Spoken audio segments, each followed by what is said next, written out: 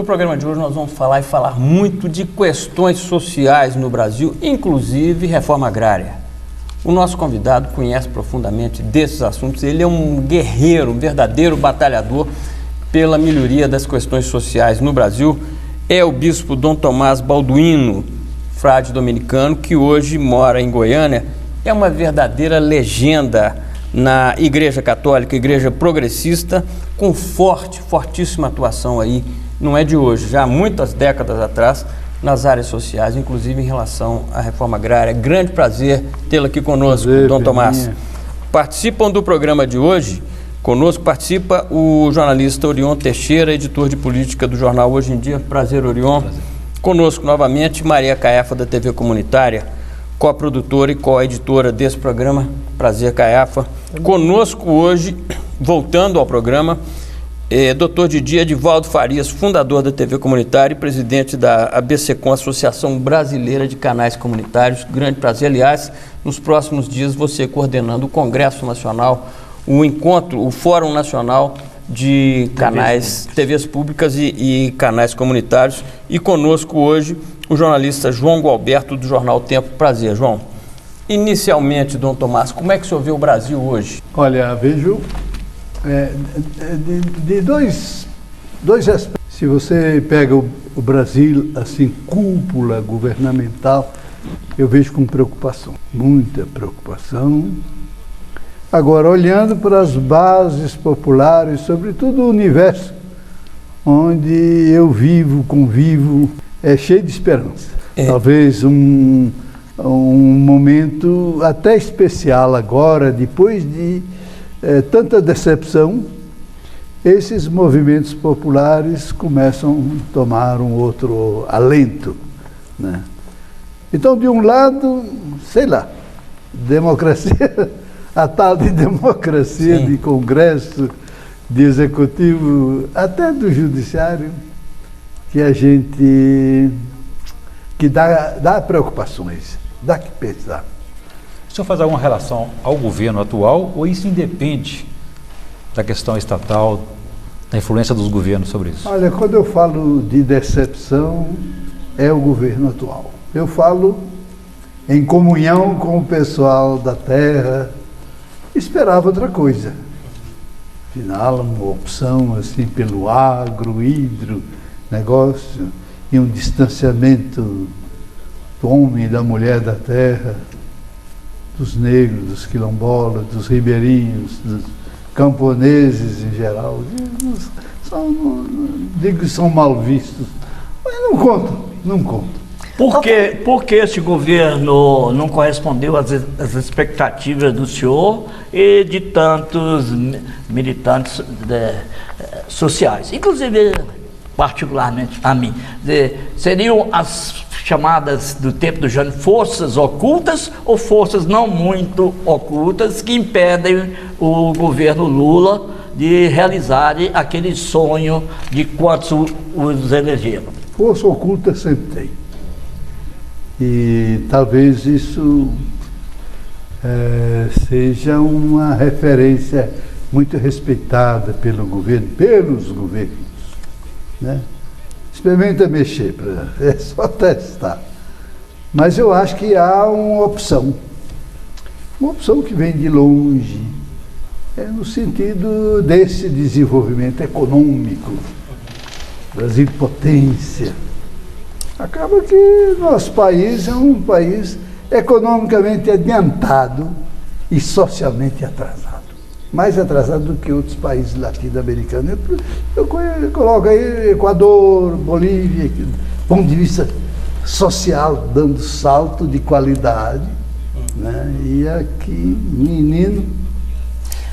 Frei Tomás, eu fico muito preocupado. Eu acho que essa questão é uma questão que nós temos que estar analisando sempre, né? Com tudo isso que o senhor fala, nós temos o Brasil, desde o período colônia, um país sofrendo erosão de todos os lados, erosão da terra, erosão de todos os bens, erosão das pessoas, dos índios, dos negros, dos pobres, né?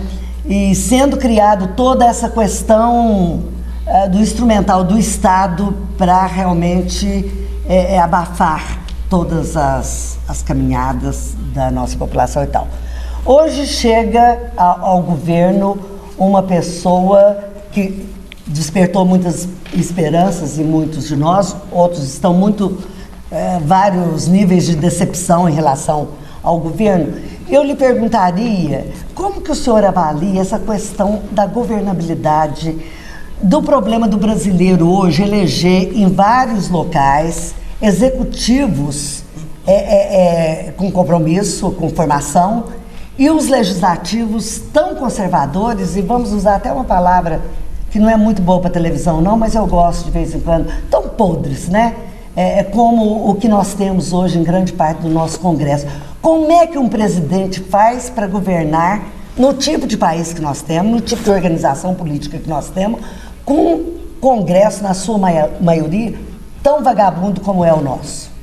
Eu acho que tem um mal estrutural por baixo. A base estrutural é iníqua, falha, profundamente falha, que a gente acaba visualizando a própria Constituição, a chamada Constituição cidadã, que deveria ser cidadão, né? É isso aí.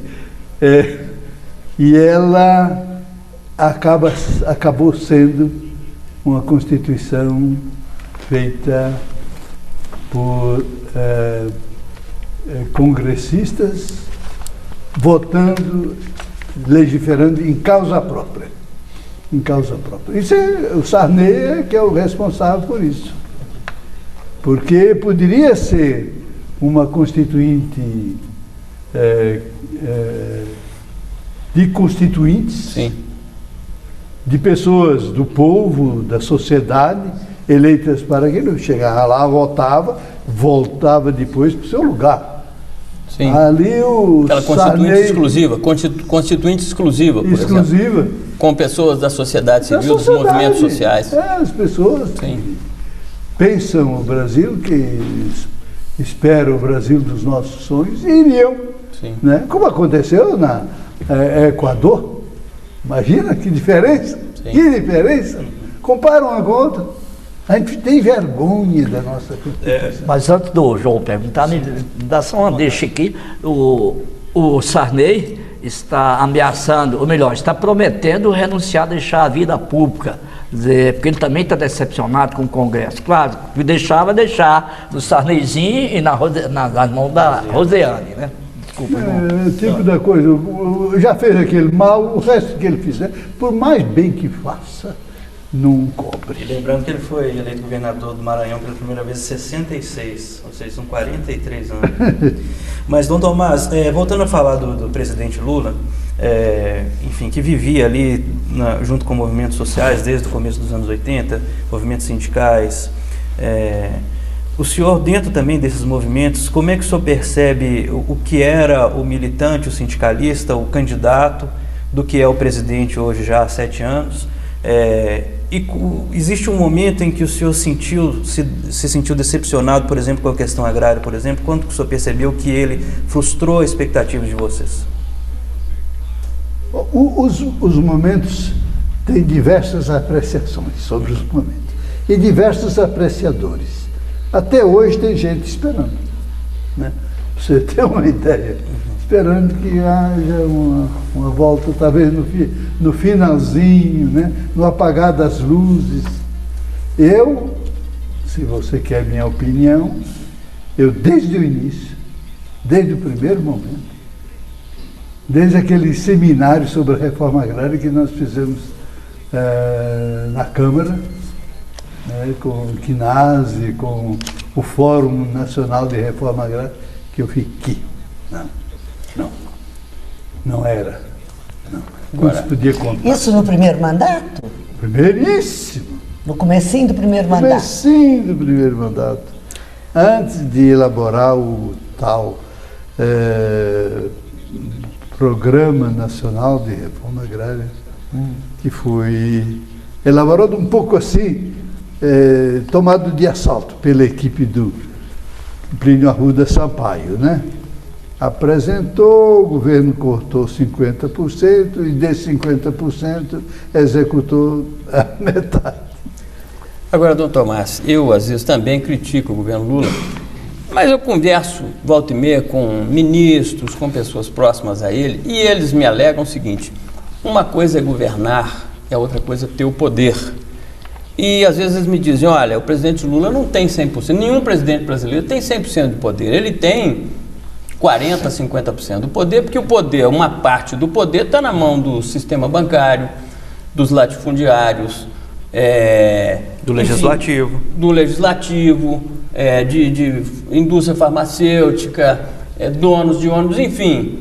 É diferente, por exemplo, me alegam esses ministros do presidente Lula, na Venezuela, Hugo Chávez pôde avançar porque o governo tem o petróleo na mão. Isso aí é uma parcela grande do poder, 70% a 80% do poder. Agora, no Brasil é muito difícil, e eles sempre me citam um exemplo. Antes da Carta aos Brasileiros, quando ficou claro em 2002 que o Lula tinha chances de ganhar, o sistema financeiro criou uma turbulência no Brasil, em que a inflação foi para 3,5% ao mês. E aí, então, o Lula e os outros candidatos na época foram convidados a se reunir com o FMI e saiu a tal Carta aos Brasileiros. Eu fico pensando se isso não é uma realidade, se de repente o Lula, temendo até cair lá atrás, não recuou, e aí também recuou demais, porque ninguém imaginou que o governo popular, o governo Lula, fosse ter como presidente do Banco Central alguém como o doutor Henrique Meirelles. Como é que o senhor vê essa questão de governo e de poder? Não tem poder, não tem poder. Que o poder está na mão de fulano, de ciclano. Como é que tem poder de transformar o nosso cerrado em canavial? Como é que tem poder... Mas é do latifúndio, hein? É o latifúndio. É o agronegócio. O governo está ausente? Olha, não sei. Eu estou fazendo uma formulação. O BNDES está ausente? A Lacus Celulose diz que é da Europa do Norte, né? Da Noruega, né? Dos países nórdicos lá. A transposição do Rio São Francisco. Transposição. É por falta de poder que está acontecendo isso. É por falta de poder que está destruindo o nosso santuário do Xingu. O último santuário remanescente. Eu conheço, porque sou piloto aviador. Durante todo o tempo de missionário no Araguaia, eu sobrevoava aquilo. Xingu, um ponto vizinho, morava em Conceição do Araguaia.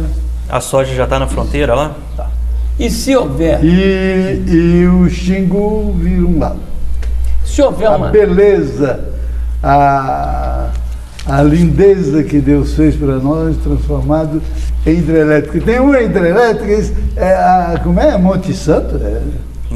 Monsanto, que não vai um bico de luz para o pessoal de Altamira. É para alimentar uma empresa estrangeira em São Luís. Alcoa, não sei o quê. Se houver um dia um presidente popular que tente fazer todas as mudanças que a sociedade espera, que o senhor espera, que a gente espera, e houver uma tentativa de derrubada, quem é que poderia manter esse presidente no poder? Pois é. Há hipótese, porque a gente trabalha com hipótese. Pois é. Em política. A hipótese é o fortalecimento da base popular. Eu acredito, Lula foi colocado no poder não pela elite de Minas, Goiás, São Paulo, pelo contrário, né? Aconteceu isso, o pessoal queria dar o golpe antes do acontecido, um pré-golpe. Exatamente. A inflação foi para 3%, 3,5%. golpe, né? Um pessoal covarde. Sim.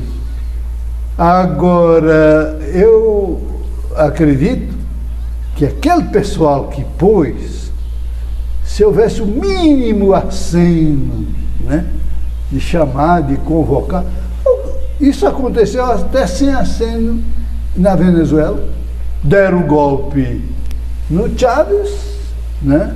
Puseram um avião, foi para um quartel de fronteira e o povo desceu da favela, né? Então o pessoal já estava lá, o futuro, porque abandono de governo, o futuro presidente já estava ali. E disse que tinha até um cardeal ao lado, ou um arcebispo. Minha culpa. Um dono de um canal importante de Quando televisão. souberam? Mas o Brasil também ajudou o Chaves a voltar, hein? O governo brasileiro fez uma aliança e ajudou o Chaves. Não, a eu voltar. acho que tem muita coisa positiva nesse governo. Tanto assim que, sei lá, vai chegar o pós-Lula. Terceiro mandato já está sendo Terceiro discutido. mandato. Com a Dilma, é terceiro mandato do Lula. Então, Tomás, Acredito que na hora de votar, todos nós que estamos assim magoados, vamos deixar o Serra tomar conta de Então, Tomás, e de fora para dentro, a gente percebe, acompanhei, que os movimentos políticos e econômicos simultâneos, né, com a crise econômica, a falência do mercado, e a gente percebe também que na América do Sul, nos diversos países aí, com lideranças populares, mais relacionadas com a esquerda também, como no Equador, na Bolívia, Venezuela, o Chile tem El Salvador está começando. Salvador, exatamente. Como é que o senhor avalia isso de fora para dentro? Que tipo de influência pode trazer para o Brasil, que também já vive uma experiência com Isso é fundamental. um governo de esquerda? Levanta. Esse horizonte latino-americano tem muita força de convencimento, porque é o futuro. É o futuro. O futuro disso aqui não é Colômbia. Passa mais por Bolívia, Equador, não é Peru. Está para trás, né? Está para trás. Pode lá ter sua economia mais ou menos afinada com os States, sei lá, agora todo mundo está em crise. Mas são esses emergentes. Até Paraguai, por que não? Apesar da crise lá. Eu acho que essa referência não é só uma referência assim, por ser o mesmo continente. É uma força popular. Isso é revolucionário. Isso é. Eu acredito. Quanto mais eu convivo com a classe trabalhadora, são minorias, né? São minorias. A maioria está na cidade, foram expulsos, né? Campo, aquelas ilhas que sobram. Mas que força indígena, força negra, quilombola, as quebradeiras de coco. Então, esse povo está todo organizado, viu? Então, Tomás, eu fico pensando nesses últimos 5 minutos que o senhor falou aí, eu acho que tem uma decepção, e eu compartilho dela, a respeito das faixas que lutam com mais dificuldade no país, principalmente, acho que a frustração da reforma agrária, né? Que nós falamos isso desde aquela época que nós dois devemos, de alguma forma, nós estávamos combatendo, embora não estivéssemos tão perto, né? Eu era muito próxima do Frei Beto, de outros dominicanos, mas desde a época da ditadura até agora. A reforma agrária é aquele sonho que a gente tem, até porque nós sabemos que isso aí é a base realmente que pode provocar uma mudança estrutural no país, né? Mas aí me deixou, e eu queria só confirmar com o senhor, se a gente for analisar Sarney, Collor, Itamar, Fernando Henrique Cardoso e Lula, né? Em termos de governo, o que eu quis colocar naquela primeira pergunta, a questão da governabilidade, que entram os partidos políticos do jeito que eles estão desorganizados no país, ou organizados do jeito que eles bem querem, né? Isso aí vai, como consequência, nós vamos ter o legislativo que nós temos, né? O senhor acha que nós demos algum passo na política brasileira ao eleger uma pessoa como Lula? Eu acho que não foi só a eleição do Lula. foram vários passos. Um deles, eu estou meio preparado para isso, porque me pediram uma colocação sobre as organizações camponesas em luta pela terra. Nós temos aqui um verdadeiro arsenal revolucionário que ganhou muito ultimamente. E olha, congrega tudo: camponês, negro, indígena. Aliás, aquela Assembleia de 2000, celebrando a assim dita descoberta que os índios celebraram em Coroa Vermelha, na Bahia. O nome da Assembleia, puxada pelos povos indígenas, eram 3.000. Representantes de todo o Brasil, coisa que nunca houve na nossa história, desde a Confederação dos Tamoios. Era indígena, negra e popular. A repressão cortou a popular, os camponeses, o MST, eu vi com os meus olhos. Cortou os quilombolas, ficaram a alguns quilômetros de distância, né? E deixou os índios. E no fim massacrou os índios, porque houve aquela marcha final, os Chavantes, os Krenak, os Bororo, cada grupo cantando a sua maneira na direção de Porto Seguro. Aí veio a polícia de Fernando Henrique Cardoso e desmantelou tudo, quebrou tudo. Eu estava lá no meio, né? Velhinha, porque sabe correr, porque eu tinha jato d'água, tinha bomba de efeito moral, tinha cães, helicóptero, tudo ali, né? Contra os povos indígenas. Qual é o país que faz comete um crime desse impunemente? Pois estava ali, o governo brasileiro fazendo isso. Eu acho que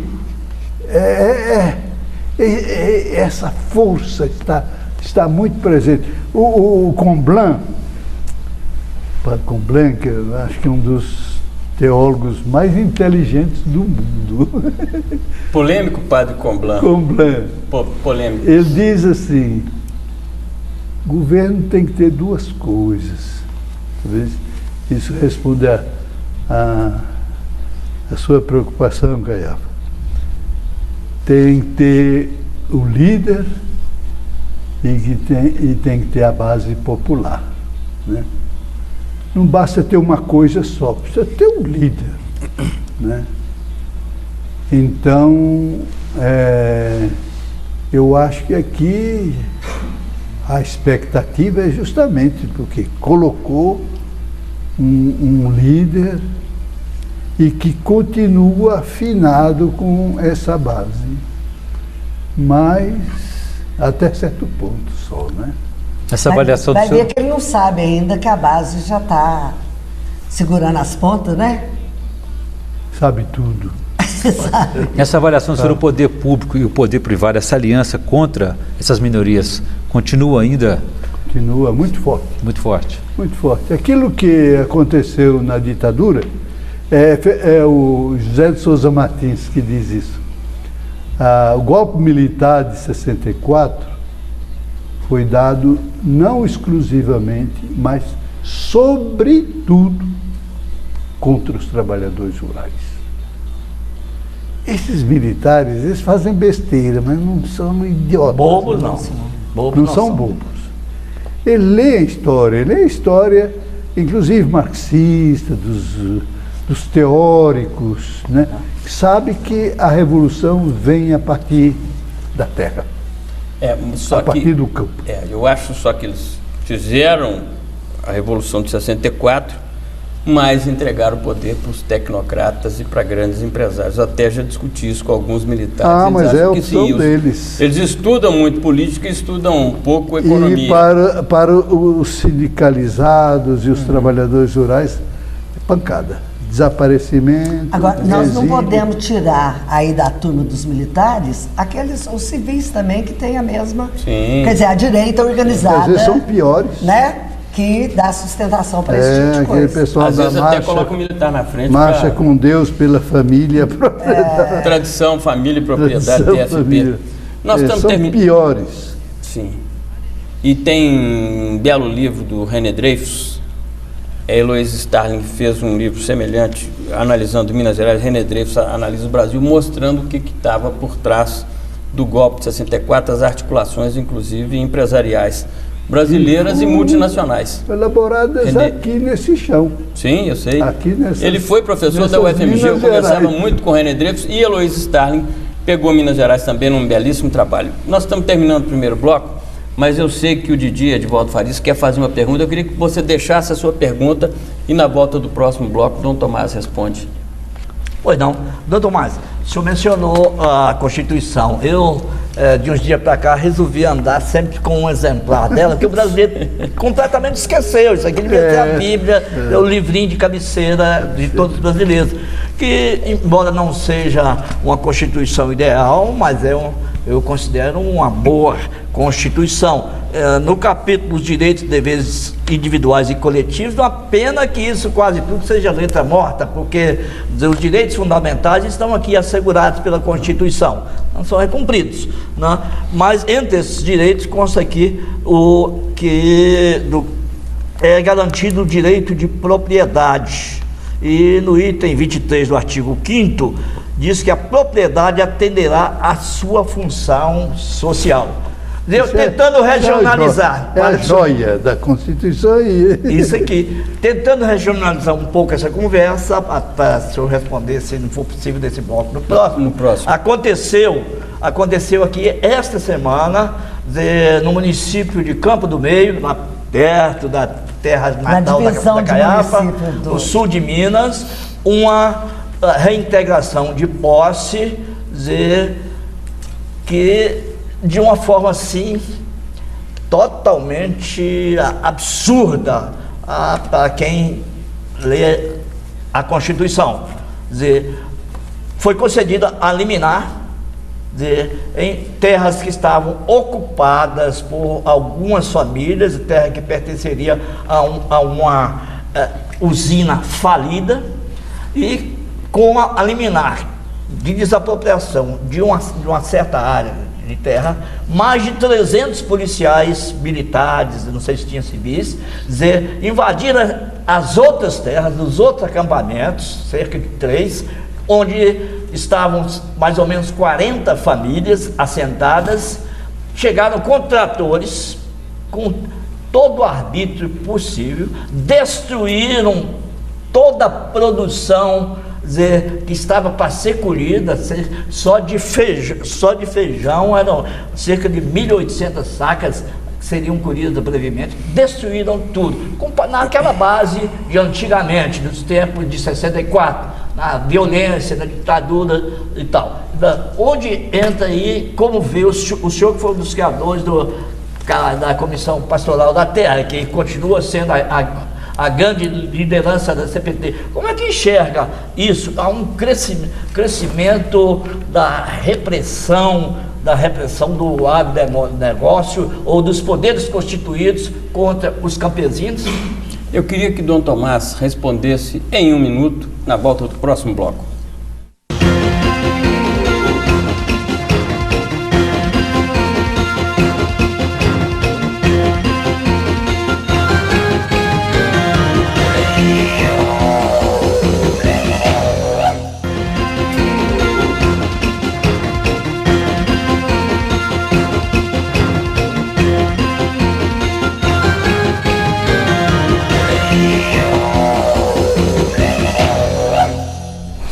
Nós estamos começando o segundo bloco do programa de hoje, conversando aí com uma legenda viva, uma figura emblemática nas lutas sociais brasileiras, que é Dom Tomás Balduino, bispo, e também um dos fundadores da CPT, a Comissão Pastoral da Terra.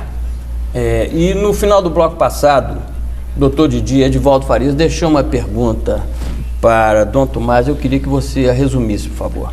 Resumindo, Dom Tomás, o senhor, como membro da CPT, pessoalmente, como a CPT se posiciona diante da reintegração de posse à vida aqui no sul de Minas, esta semana, quando 40 famílias foram despejadas violentamente por mais de 300 policiais e toda a produção destruída contra todos. Isso aí não seria um descumprimento da função social da propriedade, uma sentença cumprida dessa forma? Aliás, situação que se repete aí há muitos anos e ainda hoje em várias regiões brasileiras. Essa questão que o doutor Didi coloca muito bem é um exemplo só do que acontece aí em relação aí aos movimentos sociais, aos movimentos sem terra. Olha, eu fiz aquela crítica à Constituição pelo fato dela dar uma chance aos congressistas de sentar na cadeira de constitucionais votando em causa própria. Por isso é a questão do salário, toda essa corrupção que está lá dentro não aconteceria se o povo fizesse uma Constituição que controlasse um controle externo do judiciário, do legislativo, do executivo. Bom, mas aí você tocou um ponto que eu acho que é uma joia, é uma mina preciosa que apareceu na Constituição. Não nasceu naquela Constituição de 88, ela já vem de antes. A função social da propriedade, né? Houve um encontro de procuradores, de membros do Ministério Público em Ribeirão Preto e fizeram uma carta, a Carta de Ribeirão Preto, em que eles consideram essa legislação como uma mudança radical no conceito da propriedade. Não é mais a propriedade como um direito absoluto.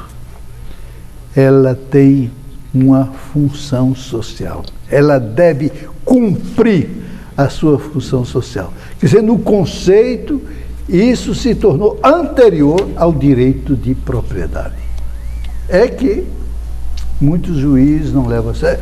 Eu acho que 80% dos despejos, e são inúmeros, são milhares cada ano, decididos pelos juízes, 80% são inconstitucionais. E despejo eu falo em relação à reforma agrária. Despejo da terra. Das ocupações. Das ocupações, Sim. das pequenas propriedades, Sim. pessoal como esse que trabalha lá.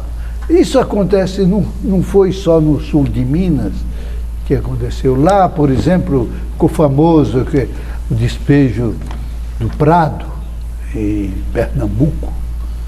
Eles estavam lá há 8 anos, produzindo para todas as feiras.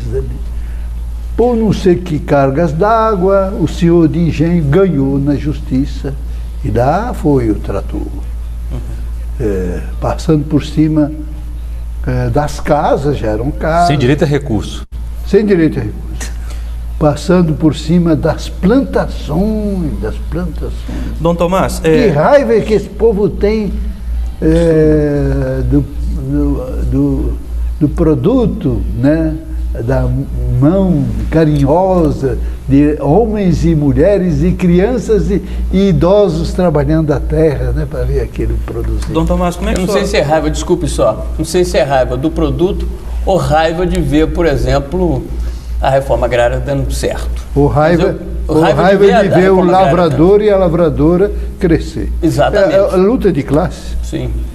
A gente assiste essa demanda por reforma agrária, que isso não é mais uma exclusividade da CPT ou do MST, existem outros movimentos sociais no Brasil pleiteando outras causas tão nobres quanto a propriedade da terra. e o uso dela, enfim. O senhor, no primeiro bloco, disse de uma frustração grande com a condução disso por parte do governo. Mas como é que o senhor acompanha a condução desses movimentos sociais, a forma de atuação deles, para conseguir ver suas demandas atendidas e também para ganhar o que podemos dizer não digo uma simpatia, mas um endosso da opinião pública? Olha, não tem ainda, para dizer a verdade, uma unidade. Então, você tem o bloco, os dois maiores blocos, a CONTAG, a FETAG, a FETAENG aqui, né? CONTAG, só explicando, é a Confederação Nacional dos Trabalhadores Agrários, e a FETAENG é a Federação dos Trabalhadores Agrários de Minas Gerais. Exatamente. Que é tem esse grande bloco da CONTAG, que já em si é muito compósito, né? Muito heterogêneo. Né? São sindicalistas rurais. Isso dificulta essa heterogeneidade? E depois tem o outro bloco, um grande bloco do MST.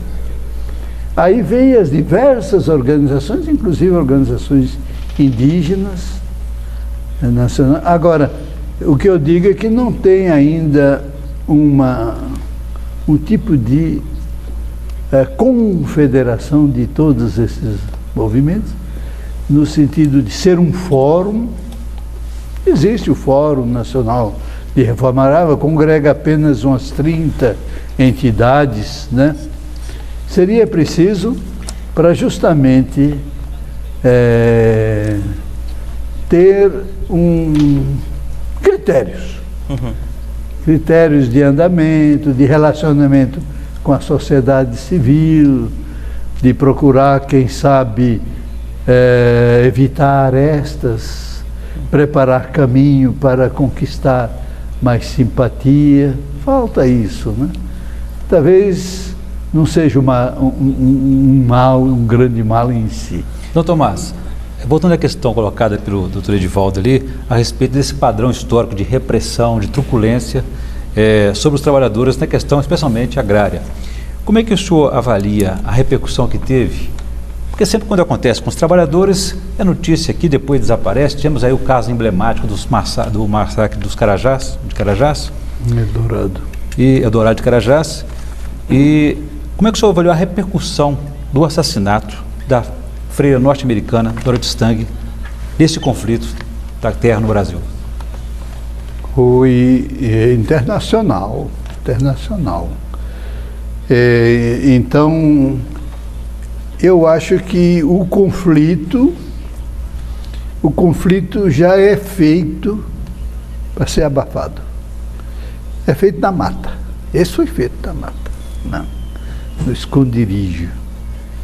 Por acaso o cara fez diante de alguém que estava vendo. Não era só para ser entre o pistoleiro e a irmã. Aí morria, achando eles, né? Morriam. A CPT tem um caderno de conflitos anual, desde 21 anos que ela vem lançando anualmente. Acabou de ser lançado agora na Assembleia dos Bispos em Itaici. Por que isso? Não é para dizer quanto pior, melhor, quanto mais truculência, melhor, da parte da polícia, da parte dos pistoleiros, mas é uma forma de profecia. A pastoral tem que ser profética, tem que anunciar e denunciar. Denunciar a má notícia e anunciar a boa notícia. E seja onde for que aconteça o conflito, aquilo vem relatado. Vai aparecer de corpo inteiro e é uma forma de proteção daqueles que não têm voz nem vez, que estão à mercê de quem quer ter direito de vida ou de morte sobre eles. E de fato a situação no Pará é um barril de pólvora hoje? Continua. Eu acho que agora, com essa legislação criminosa, a meu ver, em que entra no mesmo bolo governo executivo e legislativo, eles estabeleceram uma legislação que vai regularizar o grilo. A grilagem. A grilagem da terra. Até agora, as madeireiras, as mineradoras, as carvoeiras avançaram sobre terra da União. E o governo, alegando que não tem meio de controlar, de vigiar, então legaliza aquilo, que o vigilante se torna o próprio dono. Eu li o manifesto da CNASE. Ele compara esse desastre ao desastre que foi a Lei de Terra de 1850, que privatizou, abriu o caminho à privatização das terras, que eram concessões, eram terras do poder público concedidas, na forma de sesmarias ou o quê. Ali privatizou, comprou, se tornou proprietário e senhor absoluto. Doutor Mário, vamos falar um pouco mais sobre reforma agrária. Nos tempos do Jango Goulart, para os mais jovens, aí, o presidente foi deposto com a ditadura de 64. Nesse tempo eu era universitário, a Caiafa, parece que mais ninguém, né? E o senhor certamente uma das lideranças dominicanas. Eu já era missionário. Naquele tempo, a gente lutava sob o comando, nós estudantes, sob o comando da União Nacional dos Estudantes, da UNE, os trabalhadores organizados, trabalhadores urbanos organizados nos sindicatos, os rurais ainda não estavam, eles estavam ainda Francisco Leão estava começando a se juntar o grupo dos 11. Naquele tempo a gente lutava pelas reformas, pelas chamadas reformas de base, que era a pretensão de reformar tudo que continua precisando ser reformado. Reforma universitária, reforma urbana, reforma bancária e, entre estas todas, a reforma agrária. A gente brigava pela reforma agrária sem saber exatamente o que a gente queria. Se era só o governo pegar as terras chamadas improdutivas, entregar para o trabalhador, dar o título de terra, dar isso e aquilo. Eu gostaria de saber do senhor, durante esse tempo, desde esse tempo, nós tivemos ministérios de reforma agrária, nós temos aqui secretaria de reforma agrária, tem secretaria de tudo. Reforma agrária, eu ouço falar em assentamento, não sei se isso significa alguma coisa com relação à reforma agrária. Como o senhor entenderia hoje uma reforma agrária? O senhor conceituaria a reforma, qual seria a reforma agrária pretendida pela CPT ou idealizada pelo senhor hoje? A CPT, já que você tocou em CPT, não tem programa próprio de reforma agrária. A reforma agrária que a CPT busca e apoia e briga por ela é aquela dos sujeitos, autores e destinatários da luta pela terra, que são os trabalhadores e trabalhadoras rurais. Eles sujeitos. Aí, quer dizer, a posição é a mais revolucionária possível. O governo militar queria que a CNBB tivesse seu projeto de reforma agrária. A CNBB preferiu essa posição de ficar em segundo plano, apoiando aquilo. Mas eu vou lhe dizer uma coisa. O que hoje se fala comumente de reforma agrária, infelizmente, ainda é subproduto dos militares. Aquilo que eles conceberam como repartição do chão, daqueles pedacinhos, família tal, família cá, isso é dos militares. É por isso que houve um momento até, a gente brigou com o MST por causa disso, eles tiraram o corpo fora, não queremos essa reforma agrária, então parecia que não queria reforma agrária, que na concepção oficial, governamental, a reforma agrária já era. O futuro é o agro e hidronegócio, né? Então, pode até dar umas migalhas, mas os bilhões vão para o agronegócio, agrobusiness. Então, o que está acontecendo de mudança? Essa mudança está vindo de baixo para cima. Quer dizer, incorpora no relacionamento com a terra tudo aquilo que é relacionamento. O indígena, o negro, quilombola, que não tem um relacionamento de apropriação do meu pedacinho de chão que vai servir para os meus filhos, meus netos, meus bisnetos, e vai repartir assim, fica só um mosaicozinho para cada um, né? Não é isso, não é.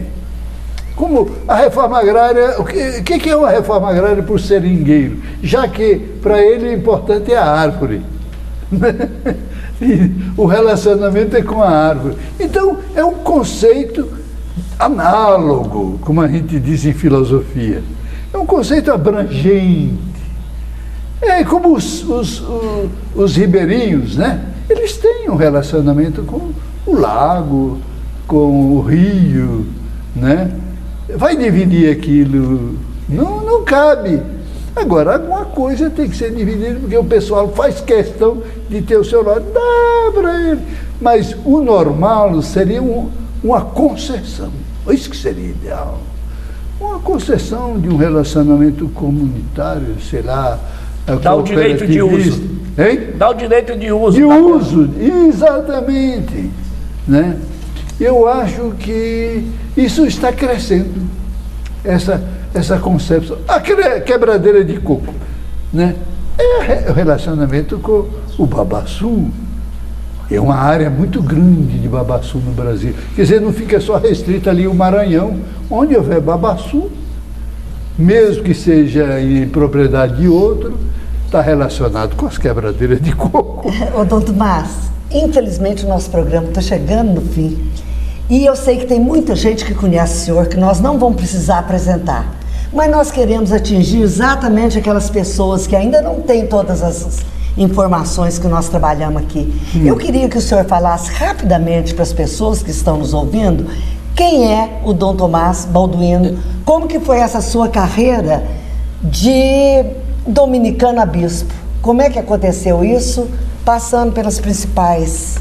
E o que é esse anel de Tucum, que você só chama anel de Tucum? Pois é, eu preciso também deixar uma pergunta, porque eu não posso deixar de perguntar ao senhor sobre o presidente Lugo do Paraguai, que é considerado da ala progressista. Vou começar por Lugo e depois eu entro na autobiografia. Sim.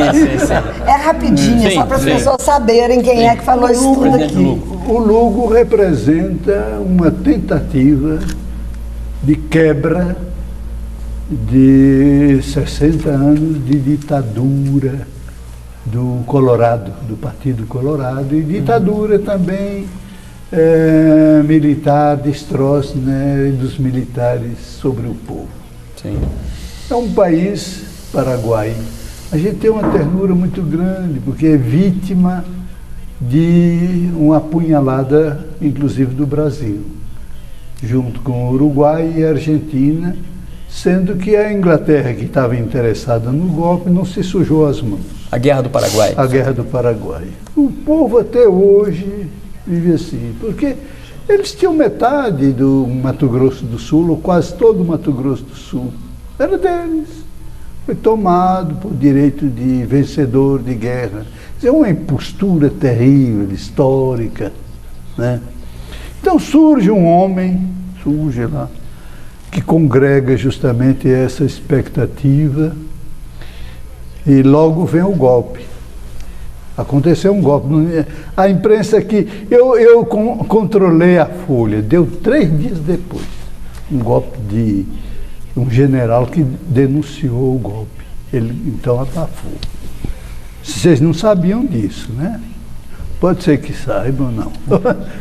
Agora vem o segundo golpe, que é um golpe de caráter moral, pesado, né? O homem, né? Então aconteceu isso. Agora é prato cheio para o pessoal que foi desapiado do poder, né?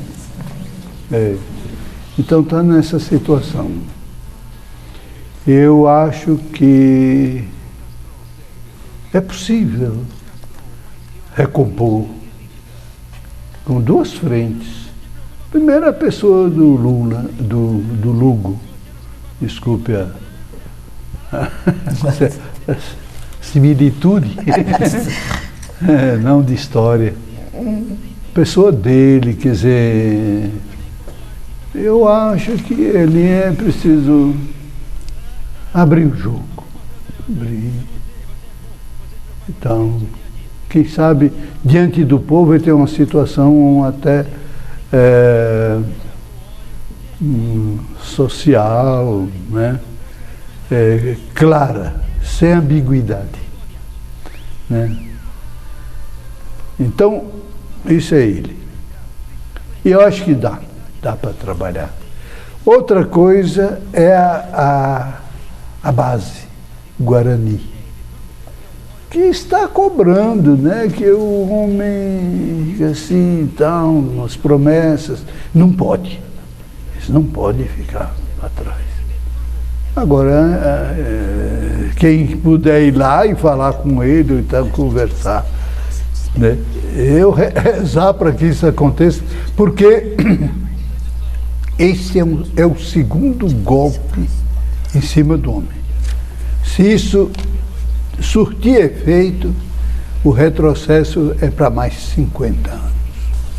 E agora a resposta à pergunta da Caiafa, por favor. Então, a resposta da minha biografia: eu sou goiano, eu sou filho de paulista e goiano.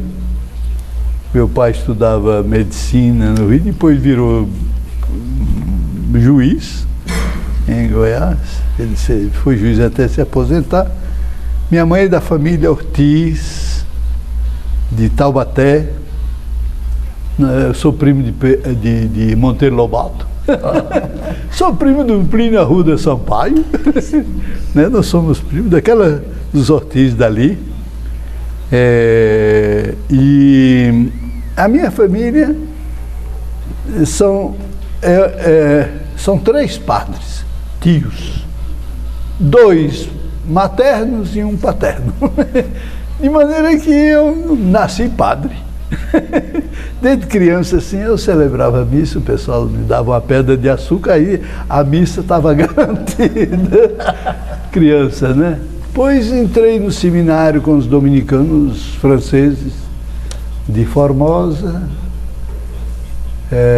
fiz o seminário em Uberaba, filosofia em São Paulo, nas Perdizes, e estudei teologia e fiz a tese em França, chique, né? Então, logo ao voltar, eu lecionei filosofia e finalmente o provincial chegou para mim: você vai para a missão. Eu então, foi nessa época, eu tinha 30 anos, pedi licença de fazer curso de pilotagem, morava em Juiz de Fora, fiz meu curso de pilotagem, me brevetei. E alguns meses depois que eu estava lá, ganhei um aviãozinho de segunda mão e vim buscá-lo em Nova Iguaçu. E aí foi a minha vida de missionário. De balão o senhor não voou, não, né? Não, de balão não. nem de planador. Então, eu fui missionário entre os índios, fiz curso de antropologia e linguística em Brasília. Sim, diga. Nosso tempo terminou. Então, muito obrigado. Não, agradecer demais ao senhor e daqui a pouco, daqui a algumas semanas, vamos convidá-lo de novo. Viu? Muito obrigado, agradeço também a bancada e agradeço a você, espectador, espectadora. Até o próximo programa.